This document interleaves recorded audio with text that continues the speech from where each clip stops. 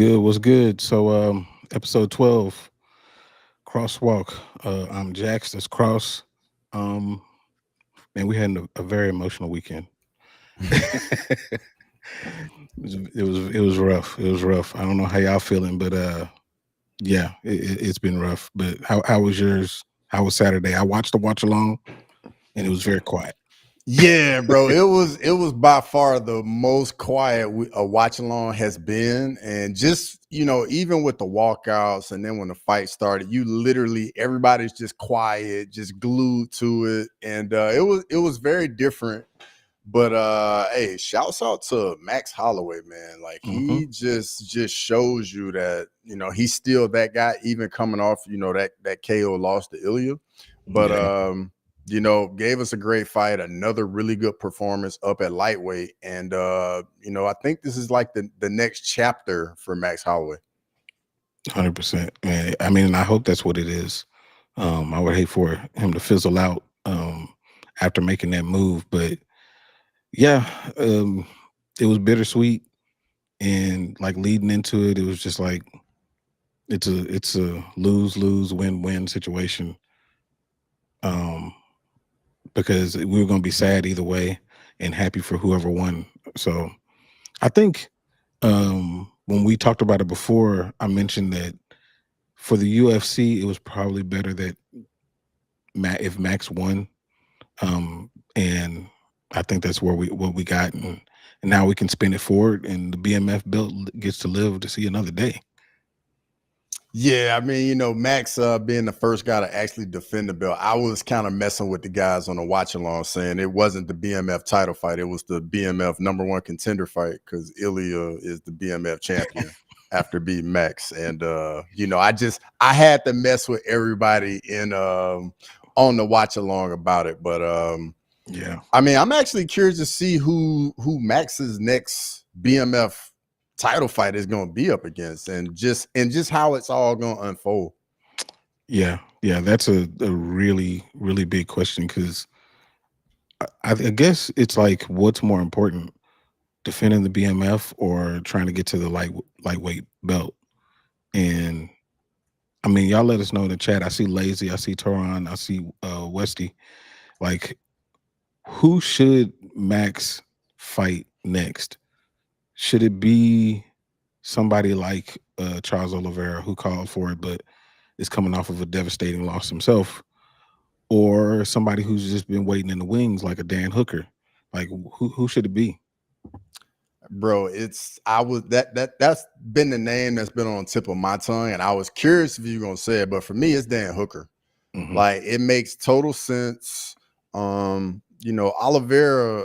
is probably gonna be out for a little while, getting finished like that, and Dan Hooker should be coming back at some point from the hand injury and the surgery, and I think he'll be ready to go. And you can't just throw him right into a title fight. Or maybe you could do Justin Gaethje, Dan Hooker. I think that would be an amazing fight as well. But I think Dan Hooker makes a lot of sense. Yeah, I that's the fight that I wanted anyway. In the first place, I wanted Max against Dan Hooker because I would have rather Dustin fought somebody a little bit lower in the rankings, just to, I don't know, not guarantee a win because nothing's guaranteed, but maybe it would have been a better chance of winning. Maybe he wouldn't have been an underdog. But I mean, I think it ended okay. But he didn't get knocked out, which it was looking touch and go in that first two rounds. It was Yeah, bro. rough. The first 2 rounds were just crazy, dog. Crazy. 100%. Like, it was rough. It was rough. But yeah, I think that Dan Hooker makes a lot of sense. I'm curious if, because Dan is behind Max in the rankings, ain't he? I can pull them up. Give me 1 second. Let's see here. Oh, Toron, while he's looking that up, I Is did he see breaking that. news? Is that I breaking did see news? that. I don't know if it's definite or if it's for sure. I know that Dana has what we call them, me and Lala, Yeah, the announcements. what's up guys. He got a what's up guys coming up. So yeah, I'm sure he's probably gonna break that. So Dan Hooker's at 7. Oliveira's 3, Max is at 5. Yeah. Hmm. But Dustin's still at 6, so that's gonna get updated and he'll be out at some point. Yeah. Yeah. So, for Max, I know what he's going to say. He's going to say, well, why should I fight backwards? Which I get it. And he already has a win over Justin Gaethje, obviously. Yep. Oliveira and Armin are the only ones left there. Mm-hmm. Um, It's tough. That's I tough. mean, Cause well, just so I'm gonna run this by you. For me, I personally think Ilya should fight Arman. I think it's the toughest fight for him, and I think getting that win. I mean, like we all know what happened with Arman at UFC 311. mhm, Didn't sit well, didn't put a good taste in everybody's mouth, but at the end of the day, he's still the toughest fight, you know? And mhm. and it's gotta matter at some point, you know what I mean? Yeah, it's true. It's true. I don't know. Uh, what's up, Sniff? I see you pop in here, man. Um, Sniff. I don't know. The lightweight top 5, top 6, 7. It's really tricky up there because everybody has a weird situation going on. Mm-hmm. Um, Even Justin Gaethje, he just sitting on the sideline playing golf until he get a title shot. Yep. So I don't know. I don't know what And they're then gonna do. and then you throw Patty Pimlet in the mix. Like, I mean, it's so many different moving parts. Dan Hooker's still up there. I really don't know where they go, honestly. And Islam is still ranked number 1, which I don't get, but who knows? Yeah, that's weird too. I don't know, but here, we can get into our first story here, which is kind of going where we're going anyway. Let's talk UFC 318. No traditional title. Let's talk UFC 318. No traditional title was on the line, but the energy? Pure championship. Did that freeze for you? Yeah, a little bit, a little What bit. happened there? Let's talk UFC 318. No traditional title was on the line, but the energy? Pure. So all this good stuff we were saying about Restream on Sterling's podcast, get in Mm-hmm. here and Restream is like, nah, we ain't playing none of that. Mm-hmm. It's always something. It is. So we'll skip all that, but I want to know if you thought that UFC 318 was a success. Obviously, when we were watching it, there's a lot of emotions that were going into just kind of the buildup and the send off for Dustin. But did you think that the event as a whole was a success? Man, I'm gonna be the negative one here. I don't think 318 was like going into it for me. Like, obviously, I was looking forward to the main event, but the card as a whole, for me, I thought it was pretty mid going in. I'm Mhm. actually more excited about this weekend at Abu Dhabi more than I am 318. Honestly, like I was looking at the card and I'm like, it's so many close fights on this fight card. But and then you saw what the gate numbers did. I Yeah, think like the gate didn't even do what the fighters ended up making, and I don't think that's gonna be good for New Orleans going forward. So Dana probably ain't gonna want to go back there for the conceivable future. yeah, Um, but I'm actually kind of surprised. These places that don't get fights all that often, when they get one, you would think that like it just goes crazy. that's true. That's true. And Dana said that he hadn't been back there since I can't even remember when he said it, but it had been like 20 years, Hmm. something crazy. Um, but I did expect a little bit more as far as like the gate versus how much the fighters got paid. Um, but I mean, maybe because the top 2 fighters made a gang of money. Yeah. I think Dustin made like 3 million. Max made a couple million. So I mean, they got paid. But I am curious if they go back in the near future just because of that, and plus they don't really have a big name to headline. Hmm. From that area, Dustin's gone, DC's gone. Who they got? Brendan Allen. That ain't gonna do it. So yeah, I'm curious if they even go back there. Maybe they go back with a fight night. Fight night would be all right. Yeah. But as far as the card itself, man, it started off crazy. Yeah, yeah. All the finishes were just phenomenal. I will say that for sure, 100%. Yeah. And then when it got to the main card, it got a little dicey. Man, my Yeah, boy Kevin Holland, man, he let me down. yeah, same.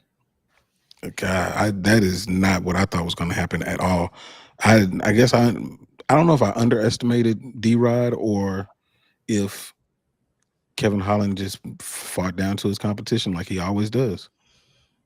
I feel like Holland is one of the toughest guys to try and figure out. Like just when you think you can't trust him anymore, then he shows up for a couple fights, and then once you start to believe again, he has another one where it's kind of like, what?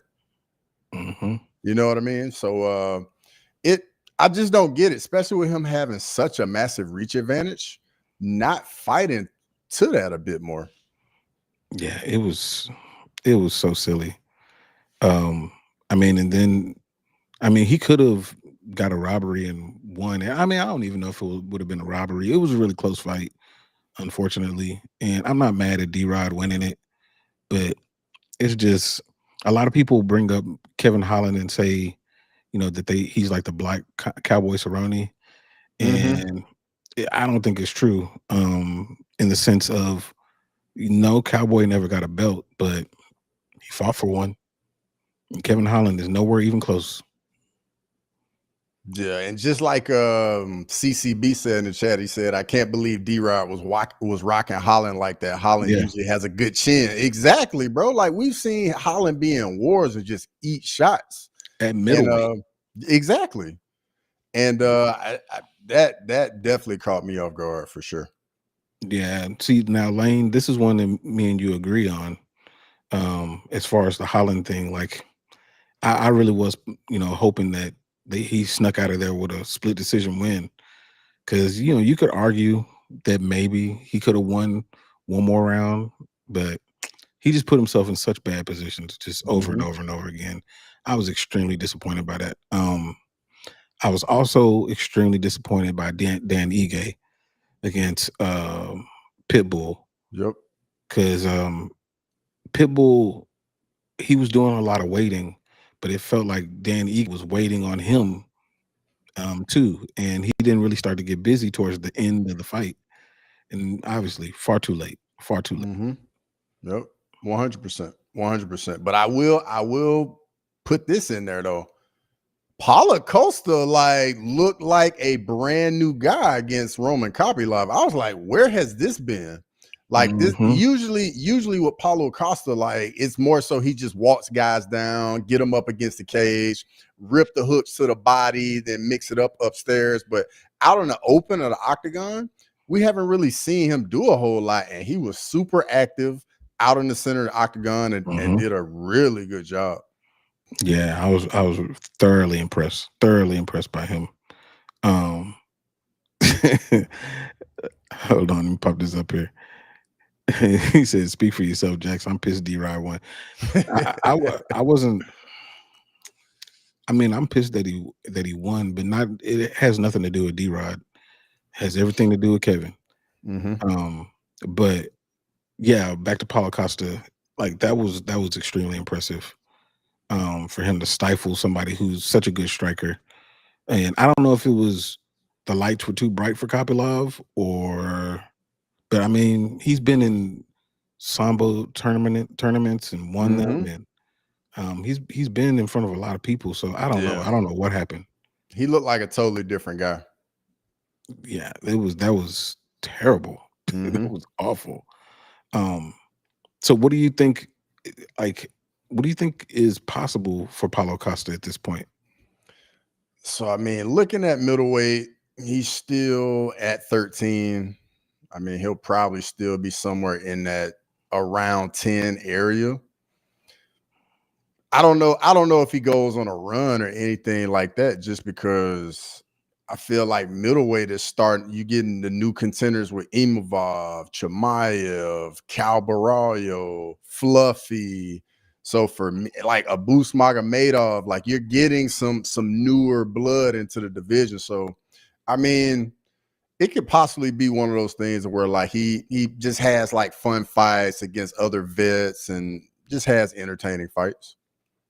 Yeah, so not really a title run. Nah, I don't see it. What about you? I don't see it either. I think there's, like you said, there's too many people in the way that I think that he will struggle with, like a Cabarajo, a Fluffy. Mm-hmm. I think his best, if he can reach the top 5, I feel like that's his ceiling at this point. I feel like that's the best that he's going to be able to do. And that's probably stretching it a little bit. Yeah. Yeah. Because I mean, middleweight and welterweight are really starting to really pop off. Welterweight's already there, but middleweight is starting to do the same. You got people who are killers who aren't even ranked at middleweight. Yep. And yeah, he's going to start to have a little bit of trouble when people are able to mix it up a little bit more with the wrestling and stuff like that. But speaking of middleweight, Brendan Allen and Marvin Vettori, that was a really good fight. Brendan Allen, I never think that this guy is going to win. I never think he's going to win. And in reality, he was kind of on a 3-fight losing streak. He had lost 2, and then he got that decision against Chris Curtis, which I'm pretty sure he lost it. So his back wasn't against the wall, but it didn't look good for him. And then you got Marvin Vettori, who's all super emotional, everything with his brother. How did you think that fight went, and what did you take away from it? It was a dog fight, and you could tell that was one of those fights where the guys actually had some real beef. Like they didn't like each other. They wanted to be in there with one another, and literally it was kind of like, you land a shot, all right, I'm gonna land a shot. Just whenever you thought someone was starting to get control of the fight, like convincingly, the other guy would like land a couple shots and be like, no, I'm not going anywhere, I'm not backing down. And we know how Vittori's chin is just made out of complete granite, but he was just both of them were just eating some huge shots, and I'm just like, what type of power these guys have? Do they just not have power? Because at some point, like somebody gotta go down at some point eating all these shots. You know what I mean? Yeah, it was. I mean, that was really the definition of a slobber knocker. I mean, Marvin Vettori's face looked terrible afterwards. But I was impressed by Brendan Allen. I really was. I still don't think that he's a championship fighter. Yeah. But I was thoroughly impressed by the way that he handled himself out there. I thought they were going to get into it at the end of it, but they didn't. And then when Brendan Allen said that his brot's here, I was like, wait a minute. Cold-blooded, dog. Cold-blooded. Cold-blooded. And then just to piggyback off of Big Ink in the chat, like some more names at middleweight. Atiba Gauthier, Francis Ngannou. Yes, bro, I'm here for it. That's another one we're gonna have to keep our eyes on, and absolutely, and see what happens to him next. And I think it's gonna be a similar type of trajectory with Francis, where we're gonna have to see how he defends the wrestling and what his gas tank is like, because he's just so physically imposing that like he hits you once or twice and you don't want to be in there anymore. You know what I mean? True. And then it's another guy that actually fights this weekend at middleweight that could potentially be another guy. The Azamat Bekov guy, the Russian guy, another name at middleweight that could end up down the line being a guy at middleweight as well. Yeah, you know what, Gauthier, who he actually reminds me of. I know a lot of people bring up the Francis Ngannou comparison, but he actually reminds me of Rumble Johnson. That's who he really reminds me of, because of the power, because of he's just a physical specimen who just looks like he's just on another level of athlete, versus the person that he's going against. I mean, it's probably going to look that way until he starts to fight somebody who is, like if him versus RoboCop, and I don't think that that should be next. But I'm just saying, as far as like that level of opponent, that's when Mhm. things start to get real. Yeah. And I'm curious, like you said, how that's going to work out for him when he sees somebody with a bigger frame and a more well-rounded game. Um, Mhm. so that Or like that's going to be or like interesting. somebody that just forces him into the grappling and just will not allow him to have any space and to be comfortable and land those shots. Or he fights somebody where he hits them clean and they just eat it. Because Hmm. you see that a lot of time with the young guys, like they're just so used to hitting people and they just fall down and then they hit somebody and the guy just staring right back at them in the Yeah, face. And you just can see it just like, what am I gonna do? yeah, that's true. Leandro's right. He is like a Mortal Kombat character, Mm-hmm. 100%. Like that dude is. He'd probably be Baraka if that's what he looks like to me. Um, what? Danny Barlow just moved up to middleweight What? for what? Didn't he just get finished at welterweight Yeah. not too long ago? Yes. I Man, think maybe he has a tough that's a time. mistake. Maybe he got a tough time cutting weight. But or he could just look at welterweight and see all them killers at welterweight. He about to go into and fight some bigger killers. I mean, Mm-hmm. can you imagine Danny Barlow versus Gautier? Bro, Look, he gonna knock that that little ponytail right off. yeah. That's gonna be Ponytail bad. or rat tail. No, man, he can't do that. He cannot do that. That is a terrible idea. Joe Pyfer, that's another big hitter at Mm-hmm. middleweight. Mm-hmm. Nah, man, he better stay. He better start dieting immediately. Mm-hmm. Bad idea. All right, let me see if this next one's gonna play. If not, I'll let you know what this one's about. With Dustin officially retiring after UFC 318, we thought it was the perfect time to ask, who else might be nearing the end of their run? Not every fighter gets the luxury of a big farewell moment like Dustin did. And as fans, we've all had that feeling, watching someone we admire step into the cage and thinking, maybe that should have been the last one.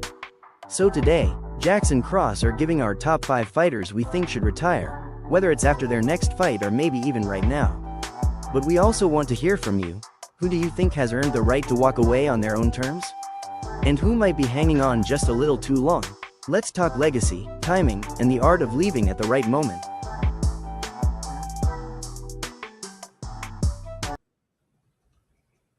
All right, so I guess you can give your list first, but in the chat, man, I'm curious who y'all think should who's the next set of people to retire, or who you think should retire. I have an interesting list, and I know Cross has an interesting list. So, um, let's see. Let's set you up first. Um, let me get into my little. There we go. All right, here we go.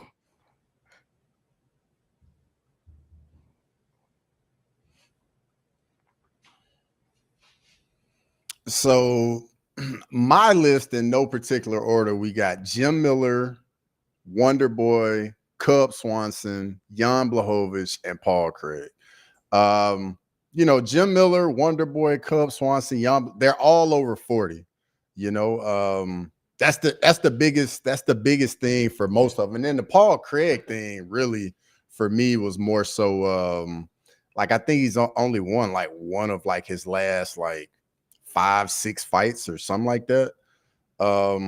Jim Miller, fought at UFC 100, 200, 300, got all of that. But I think it's about time for him to hang up the gloves. Wonder Boy, still competitive, but in such a shark tank of a division, I don't really know what's left for him. Cub Swanson, I think, is probably just going to come back for one more fight. And Jan Blachowicz coming back off double shoulder surgery. You just can tell he's not the same guy that he used to be, but, still got the Polish power, so I get it. But that's pretty much where I'm at. Jax, what you got? Let's see. My little list. All right, so I got John Jones.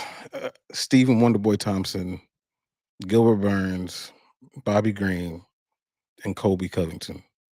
So the John Jones one, I mean, for me, I felt like he should have retired after he beat Stipe. I felt like that was a great time to do it. Everybody had kind of started to appreciate who he was and what he had done. It was the perfect time to go. And then he comes back and then goes again, and then he's coming back. It's just unnecessary. I don't think we need to keep on double dipping here. And yeah, it's just pointless. And obviously, he's not going to be on the White House card, which shouldn't even happen. And then Wonder Boy, for all the reasons that you said, a lot of it has to do with motivation. Like I know that he's motivated as far as being a competitor, but I think the only fight for him that the fans really want to see is against MVP. But I feel like MVP is still showing that he can get it done against younger fighters, like he did against Shara Bullet. For Gilbert Burns ain't looked right in a while. Now I know that he's been fighting killers, but what I'm not seeing is I'm not seeing him throw any real strikes anymore. The power that got him a title shot, I feel like after the Hamzat fight, I feel like it's gone all downhill for him. So yeah, I don't want to see him on a terrible slide. And speaking of terrible slides, Bobby Green, I feel very Tony Ferguson about him. I don't want to see him just getting bombed out, left and right. Like the loss or the knockout against Hoofy was bad. The one against the Tarantula, that was awful. That should have been stopped even before it was. And yeah, I don't want to see him getting destroyed like that. And then Colby Covington, that one's another motivation thing. Like I know that he can get some money, and all these dudes, they can still get money, but does he want to be a gatekeeper and fight fringe top 15 people? And I don't think that he wants to do that. And plus, I really don't want to see him anyway. So the only time that I want to see him is getting knocked out. So yeah, that's my list. I'm curious what y'all think in the chat. Let me see. I like the Bobby Green one, by the way, bro. I was at the Jalen Turner fight, and when I tell you that stoppage was so brutal. There we go. Let's get it like this. Yeah, like just to see his body just going up and down, just lifeless. Yeah, I don't want to see that no more. Yeah, I think that finish alone really just ended both guys' career. Like I think Bobby Green wasn't the same after that fight, and Jalen Turner wasn't really the same after that fight, because to me, he kind of lost that killer instinct. Because then, if you remember correctly, that's when he dropped Moicano and was like, I don't want, like, he was like, oh, the fight's over. I'm not going to jump over and finish him. And then he got finished in the next round. So that one was brutal. The Gilbert Burns one is tough just because he's been in there with everybody. So many tough fighters, rather. Kobe, yeah, I can definitely see. I think Kobe's run is really done, honestly. Let me look at what. So Toron said, Justin Gaethje's definitely next. Yeah, that's a motivation situation too. Like if he's not fighting for a belt at this point, like what else is there to do? I don't think he wants to stay and just fight fun fights. This is not what he is. This is one I didn't even think about, but that's another good one. That's a great one. Good Lord, he's got to go. Yeah, I don't want to see that anymore either. Dan Hooker still got some gas in the tank. Yeah, what we talking about there? He got some gas in the tank. I think Luke K is another good call by Lazy. Absolutely. That's another good one.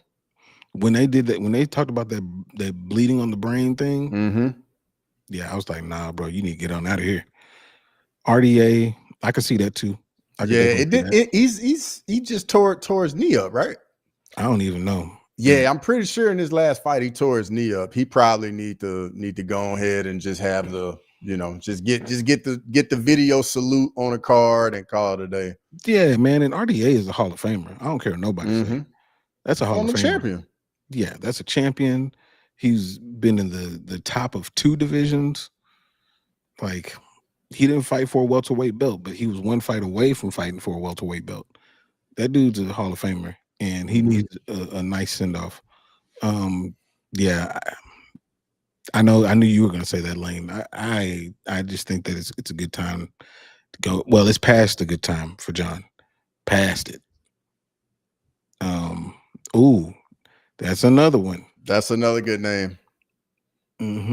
I got another one too. Now that I think about it, just since talking about the injury talk, Davison Figueiredo. Oh yes, yeah, because he's gonna be out for a while with his injury. So you know what's he gonna have to fight be like for? 37. Exactly. What are he gonna be fighting for? I don't know.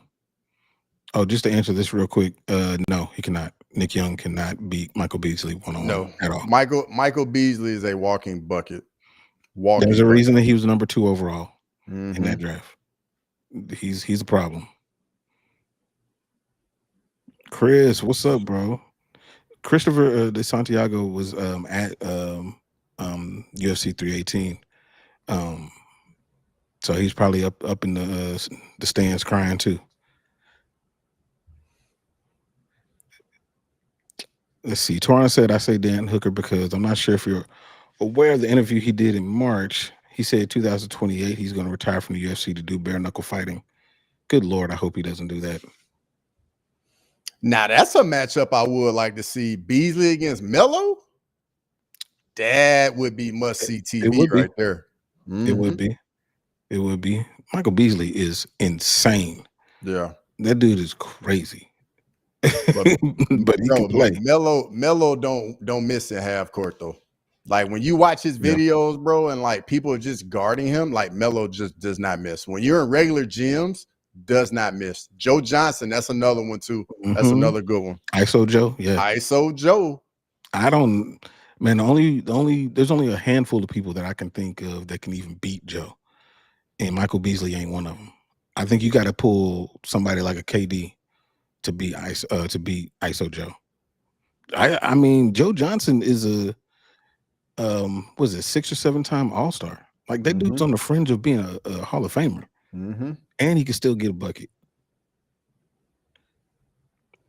Poirier's retirement felt more like a celebration than a funeral, in my opinion. Like the Uncle Live paid a loss felt like somebody died.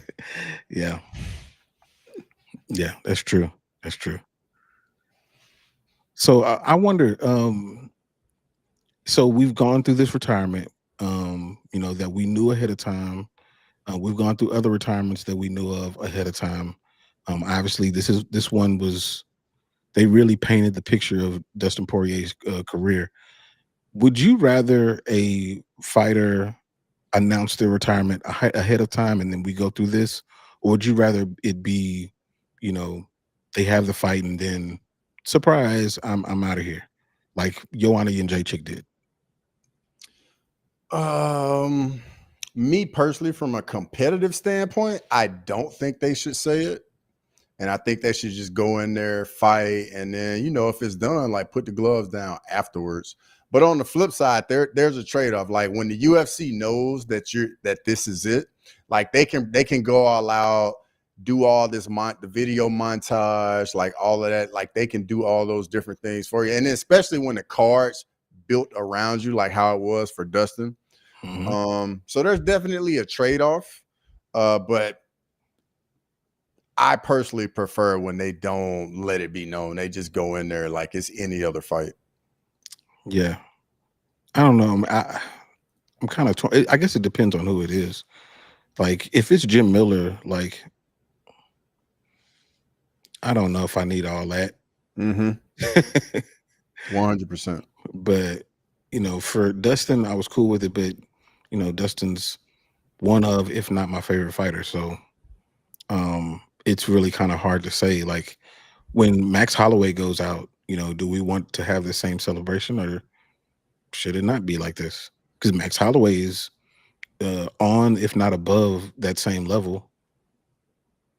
more than likely above. He's a champion, not interim, a regular champion who beat an all-time great twice, finish, beat Dustin, beat Gaethje. Max deserves a send-off like that, but do we really want to go through that? Yeah, I'm not a fan of him. Like, just go in there, fight. If after the fight you want to retire, or maybe like you can maybe you can like let the little birdie out of the hat to the UFC, so like they're prepared for it. But I don't think you should be like going like all these different talk shows talking about it and it be a whole big thing. Like I don't like that. Yeah. I don't know. I guess I'm torn. It just depends on who it is, I guess.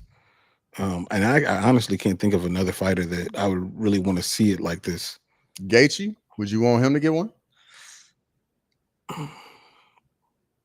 I mean, not on this level.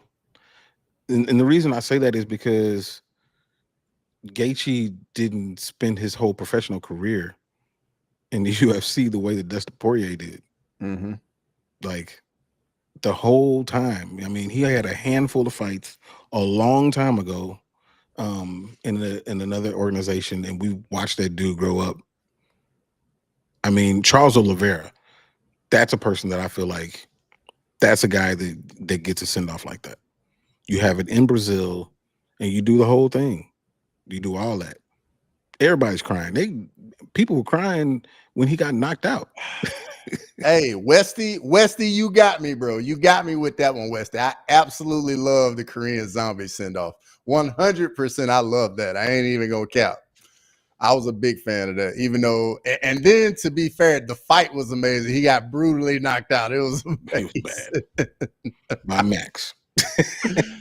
Oh, man.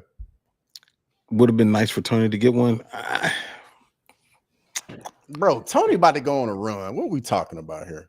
Are you talking about he's on the treadmill? I'm joking. Oh, man. Nah. Okay, Lane. Say Alex gets a send off like that. I don't think so. That's tough because I don't think he's gonna get it, but I think it would be. I think it would be worth it if he were to. I think he's a big enough star. Like, put the whole company on his back last year. Like, fighter of the year. Mm-hmm. Yeah, Hall of Famer. You know what I mean? Like, I think he'll get one. He'll get a package. I mean, if Michelle Watterson got a package, he'll get one. I just don't think it's going to be like this. I mean, where the whole card is built around this person. I don't know. I don't know. If he gets that belt back, I don't know. Now, if he gets the belt back, it's a different conversation. And it's coming soon. It's going to be coming soon because he ain't got that many fights left. True. And I know we getting the announcements from Dana. It wouldn't surprise me if Alex's name is in there somewhere. It's about that time. Like, we get the rematch. What if Uncle Live beats him again? Uncle Live beats him again, and I think he could ride off into the sunset. Like, he's already done what he can do, really. Yeah, because if he loses to Uncle Live, then I mean, he can still go up. It's not like he can't go up. But nah, let's not. Don't do that. Don't do that to Alex. Now, why are you trying to do that to somebody I like, man? Why are you trying to do that? You always trying to do this to Alex all the time, man. I thought we was boys, man. I'm just saying, he told me he doing the weight. He got on the scale. He was like 243 pounds. I mean, if that's what you want to do, man. Man, he had a big breakfast, dog. he had a nice meal before bed, had a big breakfast, then got on the scale, man. Don't do that to Alex, man. Alex chilling, man. He working about getting to 205. How was that dude ever a middleweight? I don't get it. Bro, no idea, man. No How idea. disciplined is he, man? He's got to be so crazy disciplined to be able to get down to that weight. It's crazy. But nah, he don't get no send off like that. I don't even think Izzy gets a send off like that. And Izzy's, been around longer. Um, I don't think Izzy gets a send off like that. Like it would have to be in New Zealand, no, Australia for him to get a send off like that. Oh, I would like him in karate combat though. I would like that. I'm gonna be honest. I would like that. Hey, I think Whitaker would get a send off like that though. Yeah. Bobby Knuckles would get a send off because he's been around for a long time. He's done a lot. Volkanovski, everybody's crying for that one. Yeah. Yeah. But yeah, I don't know, man. It's an interesting conversation. I do think that we're going to see like an epidemic of retirement sooner or later. It's going to come and it's going to just. Yeah, what up, MMA Anomaly? What's up, Olin? Yeah, man. I had to wear the hat, bro, because it is what it is. But yeah, it's an interesting subject. I do think there's going to be a lot of people that leave. Alex Volkanovski being one of them. Very, very soon. Very soon. All right, so let's dig into this next topic. This next topic is interesting because it's really more about just kind of what we do as our channels or whatever. And we talked about it a little bit earlier, but you guys did, and by you guys, I'm talking about Ramblin' Dad, Crossover MMA, Osterberries, Head Kick, S Dogs, Dogs. We're on a live chat for UFC 318, and when y'all were on it, I wasn't able to even pull it up until the very end, but I was just curious if and it's really more for you guys in the chat, like, do y'all think that watch alongs are actually worth it? Like, there's tons and tons and tons of people that do watch alongs, but as creators, as our group of people, the Fight Week show, do you think that the watch alongs are actually worth it? But I mean, what do you think, Cross? I mean, me personally, I thoroughly enjoy the watch along, especially when the chat is humping, like, or not humping, but I hope but y'all the not. chat, Well, maybe y'all but are humping. I mean, if you want to keep it on while y'all humping, that's cool too. but when the chat's moving real fast and it's real interactive, it's a lot of fun. It can be tough though because you want to enjoy the fights, but you want to respond to people, so it can be kind of tough. But it's a lot of fun though. I personally enjoy it, especially when like tonight when I'm doing tough and then contender series a little bit later, like stuff like that. I think that's a lot of fun. I enjoy chopping it up with the chat. What about you? I like it. From my point of view, I mean, I used to do them a little bit more, especially when I started to really put more effort into my channel. Back in the day when me and Frankie used to do a lot of live chats, it used to be fun, but it was more so fun just because of the people who on the live chat with you. Mm-hmm. It's hard to do a live chat by yourself. Oh yeah. I mean, you do them, and it Mhm. just feels like you're like waiting for somebody to pop up in the chat, and you're waiting for like, okay, y'all say something that I can respond to, Mhm. because otherwise I'm just sitting here talking to myself when you're really not, Matter of fact, see, look, I'm gonna pull up the chat. So yeah, like we're watching the chat just like y'all watching us. Like, okay, well, what you gonna say? And then we're just sitting here looking at it. Mhm. So like sometimes it's difficult, depending on what's going on. And then also the other part of it is if you're on a live chat with multiple people and you got people on different timings, it could be rough. It could be rough, especially if there's like a knockout. You're like watching it and you see the knockout, but you don't want to react because somebody else hasn't seen it yet. That's always an adventure too. Mhm. Yeah, but I mean, hey, there are times where it's kind of like, for instance, I'll give you an example. I did a solo watch along to PFL, and brother, I almost died. It was like 6 hours. I was struggling. Like when I got off the stream, bro, I was like drenched. I like got in the shower and I literally just laid down and went to sleep, bro. I was so exhausted. But the shorter ones, a lot of fun. You can do it, but yeah, like I think depending on like how the fights are actually going, that plays a lot into it as well. Yeah, yeah.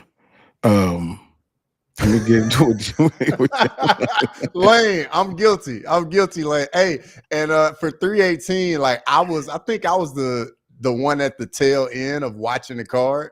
So it was spoilers all night for me. And I'm gonna be honest, I was struggling. I was hating it. Dude, that's really tough. I think that might be the hardest part when you're watching, especially with a group of people. Because if you stream it, from another site or whatever, you normally get it a little bit behind. But if you pay for it, you're gonna get it ahead. So I've been on there and I see what happened, and I'm trying to keep a straight face, but it's tough because you just react. It's so tough, man. I like sometimes I know I reckon like, I'm sorry, I didn't mean to do it. Dude, it's tough. Matter of fact, I remember watching UFC 300, right? I think it was me and Frankie. We were on, and last fight, we watching Max do his thing, and I'm ahead of him, and get off the McDonald's Wi-Fi.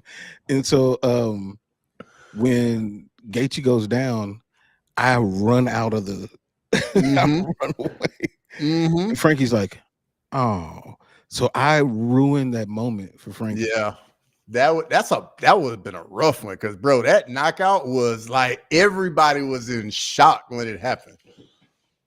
Yes, that's gonna be a tough one to top when you think about it. Like UFC 300, 1 second left, like they're both just in the middle, just swinging, and then all of a sudden, Gaethje gets knocked out brutally. It was beautiful. Nah, Olin, you're right, man. I mean, he can't help it, dude. He can't help but react. It's just I'm human. It just happens. Human, It happens. And Olin's like, oh my God. Just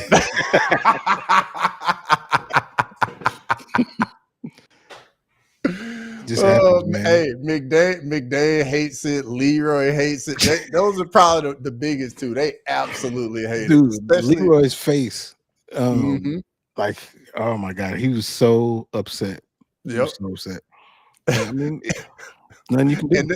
And then they booted me off, and then McDade boots me off, and then Leroy goes, "Thank you, McDade." Dude, there was come on, Gaethje got knocked out like that. How can you not react? And I just ran out. I didn't say anything. I just ran out. Yeah. I mean, that was wild. How do you not react to that moment? That's, to me, that's the biggest moment. That's the biggest single moment in UFC history. I can't think of one bigger than that. Yeah. That was it. But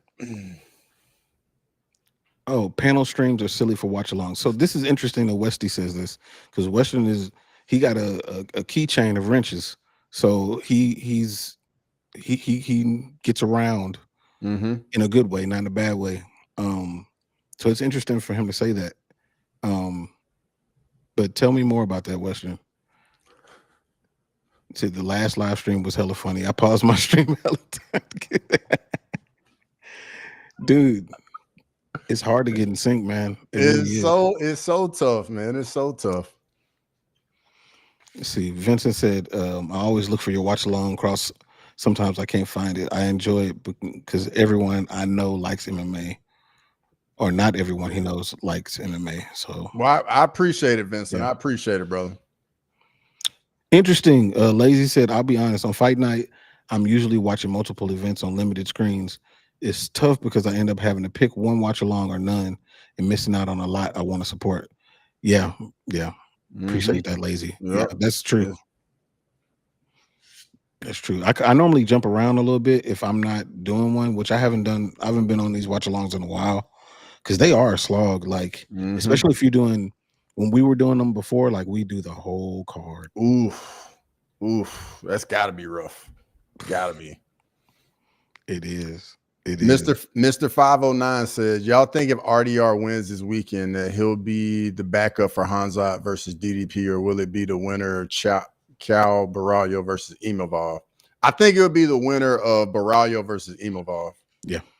Just because that's going to be a top 5 matchup. Yeah. But if RDR wins, he is one fight away, I think. Absolutely. Mm-hmm. Who was it that RDR fought when he first got in? His first fight? I don't remember his first fight, but I know he beat Bo Nickel in the last one. Oh, yeah, he did. Mm-hmm. He did. Because I can't remember who his first fight was, but whoever he fought in that first one, I was like, this dude ain't that good. Like, he won, but I was like, nah, he ain't that good. But when he beat up Bo Nickel, I was like, wait a minute. I think I'm mistaken. Mm-hmm. And if he does, I mean, I think that despite, what happened to Whitaker versus Chimaev, I think that he's still an elite fighter.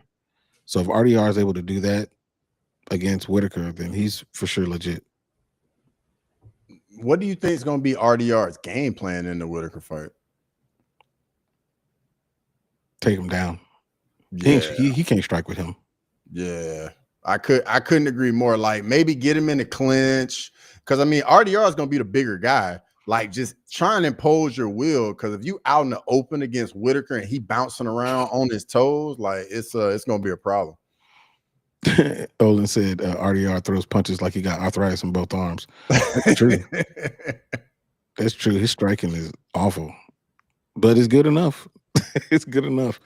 He was double champ in the organization he came from.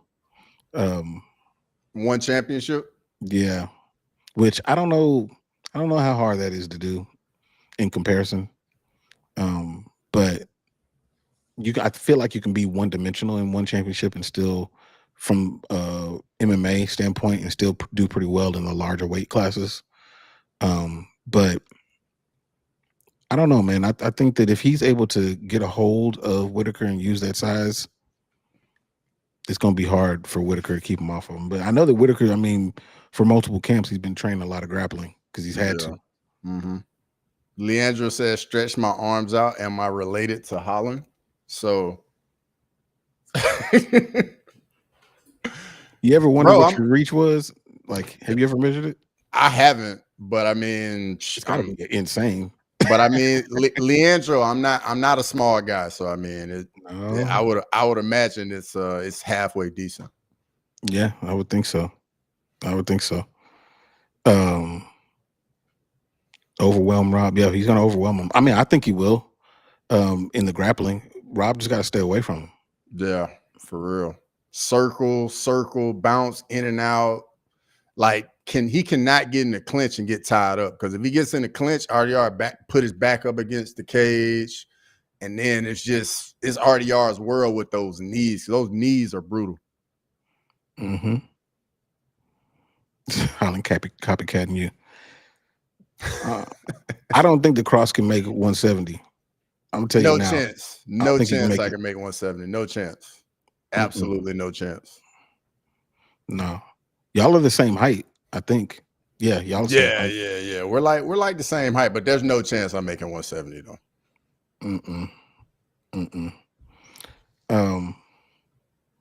What other fights are on that card? I haven't even looked at that card. For which one? For the one coming up, RDR versus Bobby Knuckles. All right, I got you right here. So I'm just gonna go through the whole card. So the first fight is Martin Boudet versus the guy from One Championship, Marcus Buchecha, the grappler. Got him. Then the next fight is Muhammad Yahya versus Stephen Wynn. Then we got Ebo Aslan versus Billy Elenkana. Then Amanda Hebos versus Tabitha Ritchie. This one right here, I think, gonna be kind of fun. Davey Grant versus Damon Blackshear. I think that's gonna be fun. Then this another one I think might be fun. Muslim Salikov versus Carlos Liel. Then we got Bryce Mitchell versus Said Nurmagomedov. That's gonna be fun. Nikita Krylov versus Bogdan Guskov. That'll be fun. Azu Almabayev versus Jose Ochoa. That's gonna be a banger. Shar Magomedov versus Powerbar, Marc-Andre Barrio. Then Peter Yan, Marcus McGee, and then Whitaker RDR. Like, bro, like the card, in my opinion, phenomenal. Pretty good card. Phenomenal card, bro. Hey, Dr. Evil, man, what's up, man? Appreciate you with the super chat, bro.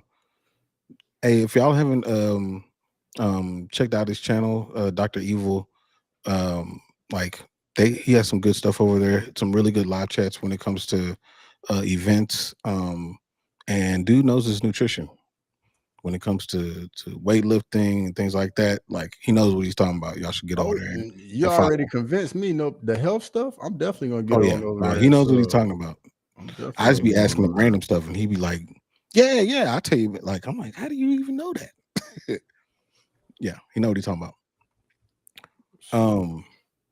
17-time jiu-jitsu champ, Buchecha. How do you get 17? Is he fighting for a championship every week? Like, how many? Apparently, that's a lot of championships for sure. The Peter Yan Marcus McGee fight is the one that is super intriguing to me. Dude, like, Peter Yan, does the UFC not like this dude or something? Because, like, he has to he's fighting a dude that is 9 spots away. Yeah, it's got that. I was about to say, it's got that Sean O'Malley feel to it, and it's in the same arena, in the same location. Hopefully, we get a similar type fight. That was an all-time fight, because that O'Malley Yan fight was amazing. Yes, 100%. Hopefully, Marcus looks a little bit better than he did in his last fight. I feel like he was holding back a little bit, and I don't think you can do that against Peter Yan. Peter Yan is crazy well-rounded. I don't know. It's super interesting. Are they about the same stature, same height? See, I'll pull it up. Give me 1 second. Let's see here. Say Yan just want to fight, don't care. 5'7", 5'8". Yeah, I thought they're about the same height. Yeah. Yeah, that's an interesting fight, man. If Marcus McGee even just looks good, and doesn't go in there and get destroyed, which I don't think he will, I mean, he's got a really, really bright future ahead. Bro, he's old though, dog. I know. I'm looking at his face. Yeah. Marcus McGee is like, let me pull it up real quick. Marcus McGee is 35, bro. Yeah. He got a bright future. It's just a short one. Yeah. Which is great. It's great for him to be fighting Peter Yan. Like, this is all great for him. For Peter Yan, like, he just can't. I mean, he cannot lose. He can't lose. I mean, it's been a weird few years for Peter Yan. Like, what if Peter Yan didn't knee Aljamain Sterling in the head? Like, it's like a butterfly effect situation with him. Oh yeah, Dr. Evil Genius. I just gave you a sub, brother. Yeah. But yeah, I don't know. I'm really intrigued by that one. The power bar versus Shara Bullet. All that fight is going to be is, can Shara stay on the feet? Yep. Because if he does, continue. Yeah, if it stays on the feet, Shara gonna put him away. Yeah, if he can do it. I don't know. I don't know if Shara can. I don't know if he can stay on the feet. Almabayev against Ochoa is going to be good. Phenomenal fight right there, dog. Phenomenal fight, because Ochoa gave Loner Kavanaugh all he wanted. Yeah. Bryce Mitchell cutting weight. That's right. He is going to bantamweight. That's right. And if he go for one of them lazy takedowns, man, Said will definitely snatch up that neck in a heartbeat. Yeah. Man, Said, I've always been really, really high on Said Nurmagomedov. And once he gets to a fight that can really start to put him into the top 15, something happens. He either pulls a Kevin Holland, fights down to his competition, or the other person is just way better than we thought. he's got to take care of business against Bryce Mitchell. But Mhm. if Bryce rehydrates back to his featherweight weight, he's going to be really hard to deal with. Really hard to deal with. But I wonder though if he's gonna get the full amount of time, because with the time difference and the time that the fight is actually happening, like it's not happening late over there, it's happening at prime time for them. That's true. Because I would assume weigh-ins are still at the normal time that it is for us, but they're gonna be fighting earlier for them. Yeah. I don't know. I wonder how they do that. That's kind of odd. Yeah, because remember, the weigh-in show is always at the same time, right? That's So the true. weigh-ins are always at the same time, but when you're in the country and they fight early, you just get less time to rehydrate. Yeah, that's not cool. Because that's what Islam was talking about when he fought Volk in Australia. Yeah, no, that actually explains a little bit. Here's a question: like Amanda Hebos and Tabitha Ricci are on the prelims of this fight night, and they're in the top 10. Do you think that they should be on the prelim? And they're not even the feature fight. I'm gonna be honest. I'm surprised they even had female fights on the card with it being in Abu Dhabi, honestly. Because I know when they go to Saudi Arabia, there is definitely not any female fights on the card, and I was really surprised. So to me, I think it makes sense because they shelling out that money, so that's why even when they get fight nights, they get legit cards over there in Abu Dhabi. Yeah, that's true. I am surprised that they even have a female fight on there, and it's a top 10 fight. Like that's an important fight for the division. Yeah. I would like to see that fight higher on the card. I feel like if you are a ranked fighter, you should have a higher ranking on the card. Because they do this to the female fighters and they do this to the flyweights consistently. Just kind of tuck them in the back of the card. And it's proven from a numbers perspective that there's more people that tune into the main card than they do the prelims when it comes to fight nights. I mean, we just talked about watch-alongs, and most people do watch-alongs for the main card and not the prelims. So you put this fight that's supposed to be for the upper echelon of your divisions, and you put it way in the back, and then when the time comes for one of these fighters to fight for a belt, you expect people to know who that is. Like you just did yourself a disservice by putting them back there like that. That doesn't make sense. But I will say this about women's MMA. Women's MMA has been on fire the last few months, bro. Has been on fire. Phenomenal fights. A lot of finishes. Like these last few months, if you got a lady, you want to get her into it. It's been a lot of good female scraps in the UFC the last few months. That's true. Combatics depends on the division. You'd have some terribly boring card layouts. It happens. Yeah, it happens. I mean, but just think about the card that we just saw. The top fights were all finished, were all decisions. The ones at the beginning, all finishes. Yeah. You just don't know. Yeah. Usually though, for me, bro, the prelims usually just be so much better. That's actually how I got a buddy of mine into the UFC. Like he knew about it, but it was always like, watch the main. I'm like, bro, trust me, you gotta watch the prelims. He watched one of the prelims. He was like, man, you weren't lying. The prelims are even better. I was like, I told you, these dudes ain't making no money. Yep. There's a lot more riding on it. It's almost like why people it's not so much now, but why there tends to be a bigger following in certain areas for college football than there is for the pros. It's because of it's because of their why. Because why they're doing it. There's more effort in certain places.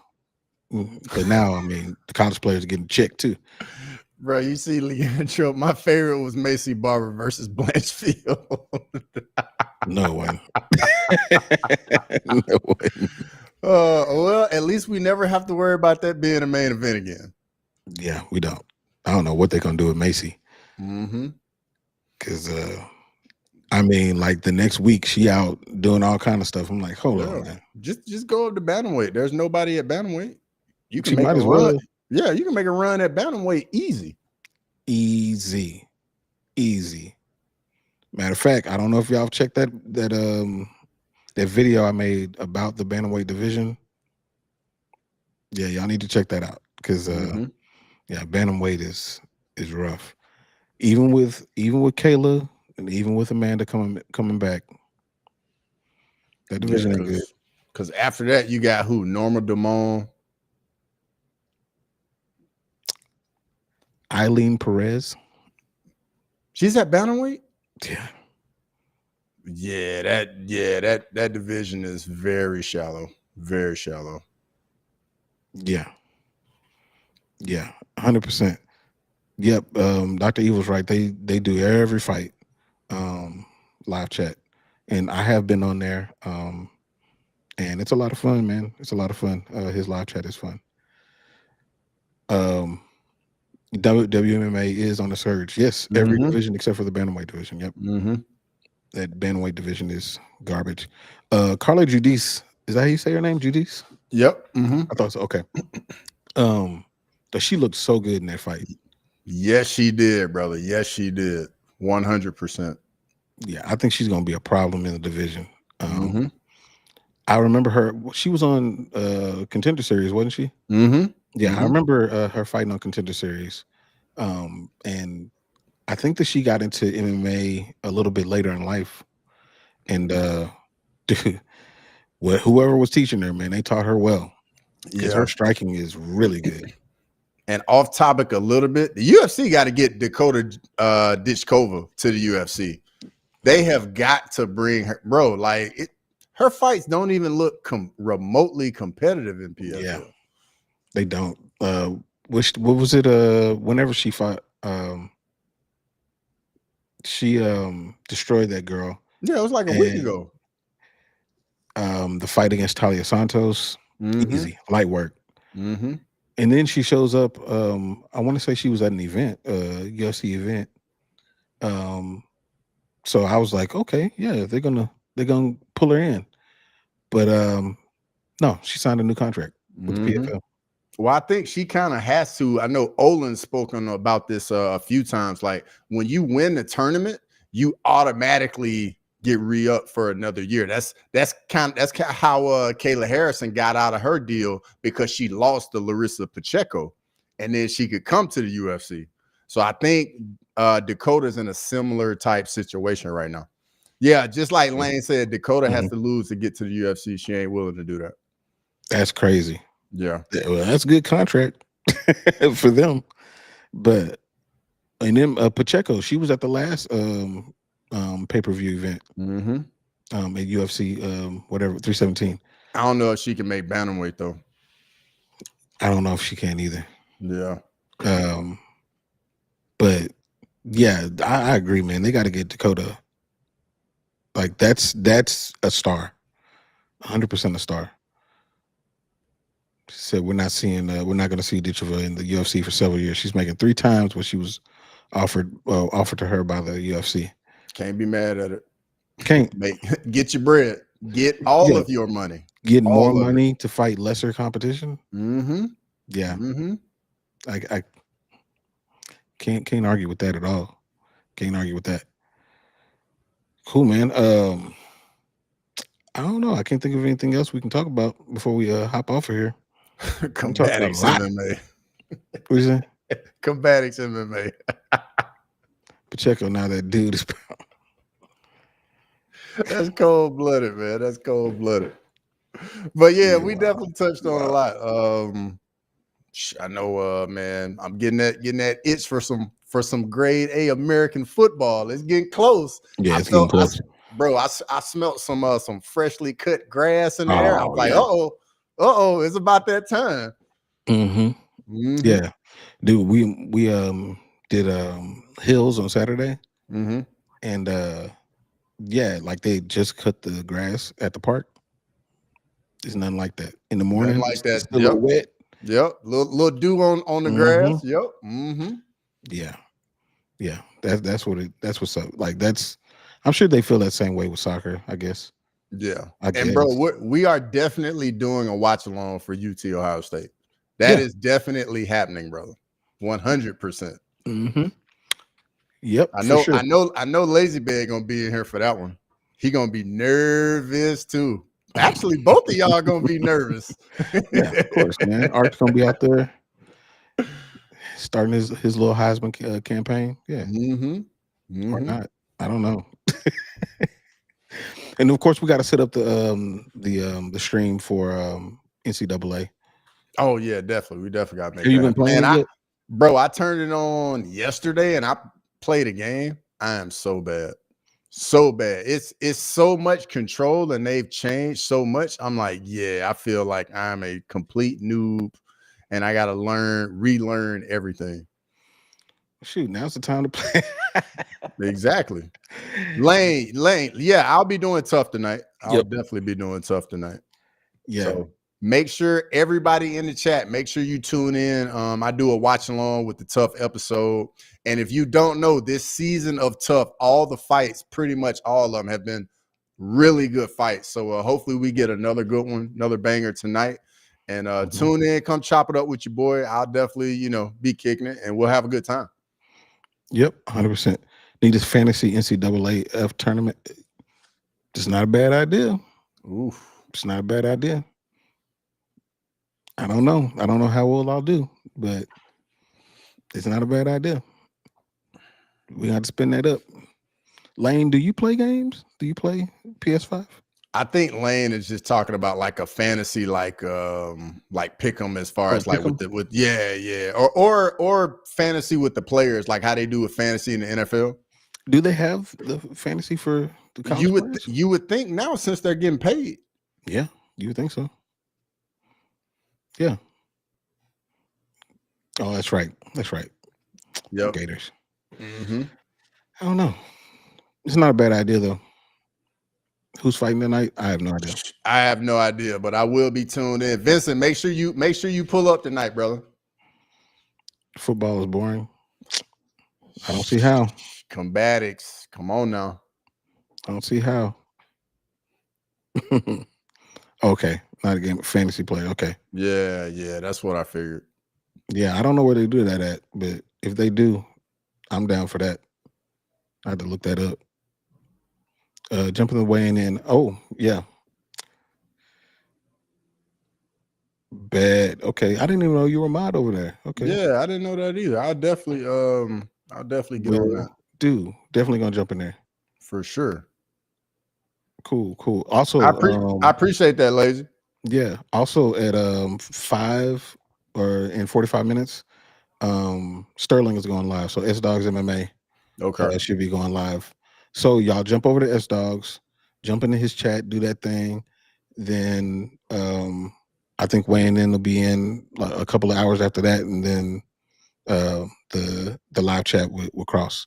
That's the schedule. Yes, indeed. And cool. I will definitely see all y'all tonight.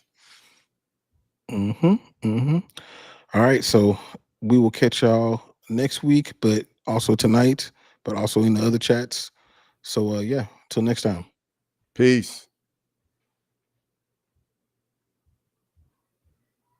Thanks for watching Crosswalk. Make sure to come back next Tuesday to chop it up. So please, whatever.